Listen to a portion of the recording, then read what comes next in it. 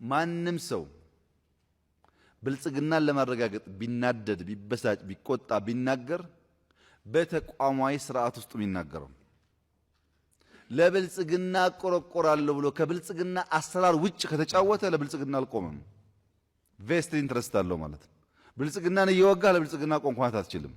ኢትዮጵያን እየወጋህ ለኢትዮጵያ ቆምክ ማለት አትችልም። እሱ ሞራል ፖፑሊዝም ነው።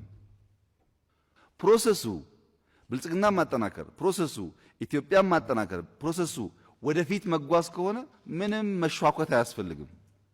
ተቋም ተከትሎ ብቻ ማረቅ ነው ችግር። ሹኩቻ ካለ የግል ፍላጎት አለ ቢደበቅም ጊዜ የሚያወጣው።